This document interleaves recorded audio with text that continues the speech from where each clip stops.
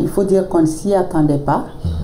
Cependant, l'accueil francophone étant le guichet unique pour les francophones qui viennent s'établir au Manitoba et toutes les catégories de clientèle confondues, les demandeurs d'asile faisant bien partie, nous recevons de façon favorable cette annonce, mais on voudrait voir qu'est-ce que ça voudrait dire en termes de préparation et en termes de sollicitation des organismes qui sont déjà en train d'offrir des services aux demandeurs d'asile qui s'installent ici au Manitoba. Il est évident qu'avec la montée des chiffres, on voit quel peut être le contexte.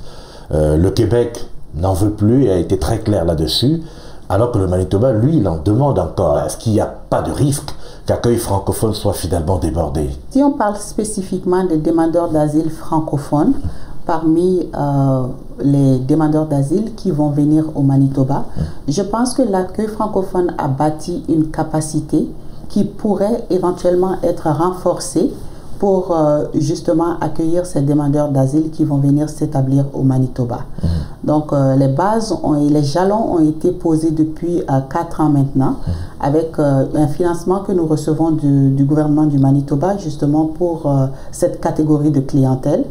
Mais maintenant, il reste à savoir comment est-ce que on va réfléchir sur une plus grande stratégie pour qu'ils puissent trouver leur place ici au Manitoba et aussi impliquer les autres fournisseurs de services dans la collaboration, parce que ce n'est pas un travail qui se fait uniquement à un seul endroit, c'est un travail qui se fait à plusieurs niveaux.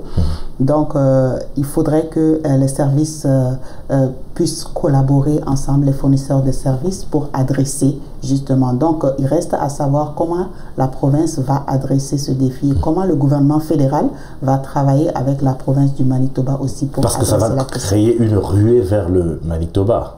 Exactement. C'est une grande ouverture, une grande porte qui va s'ouvrir. Donc on pourrait en recevoir non seulement via les frontières, et on pourrait aussi en recevoir à l'intérieur déjà du Manitoba des gens qui sont ici, qui ont un statut et qui voudront peut-être changer de statut pour devenir des demandeurs d'asile, dépendamment de la situation de leur pays d'origine. Est-ce que quand on regarde les chiffres de l'immigration de façon globale, ces derniers mois, l'accueil francophone a quand même été très sollicité? Ne croyez-vous pas qu'on tire trop sur la corde finalement?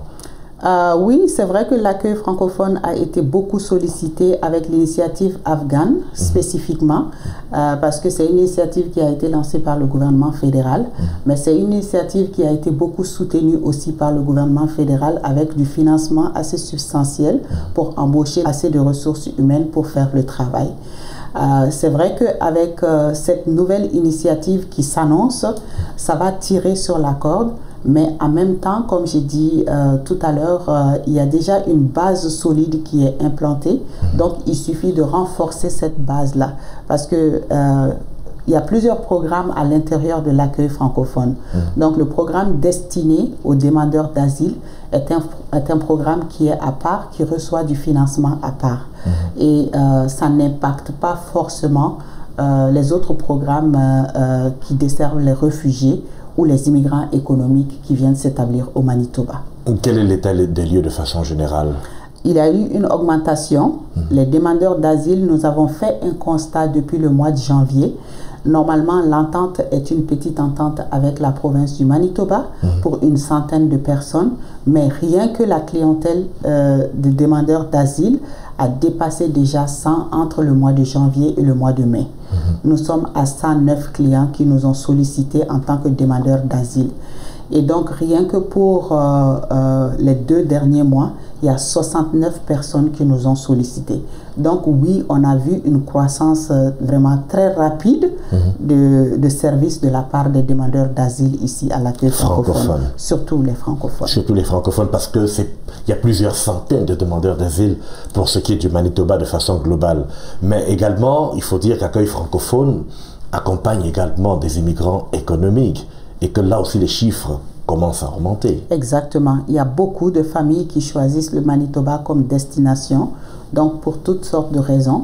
parce que c'est une province qui a quand même démontré une ouverture et l'accueil qui est réservé aux nouvelles personnes qui décident de s'installer au Canada d'une manière générale. Donc là, je pense que la province du Manitoba s'est démarquée à cause de l'ouverture qu'il y a ici et aussi à cause de la facilité de s'installer et puis la communauté francophone d'une manière générale ou les communautés ethnoculturelles qui sont ici, les associations qui ont été créées qui jouent un rôle incontournable aussi pour accompagner les ressortissants de chez eux à s'établir ici au Manitoba. Ça fait que de plus en plus les familles immigrantes choisissent de venir s'installer au Manitoba pour commencer leur vie au Canada.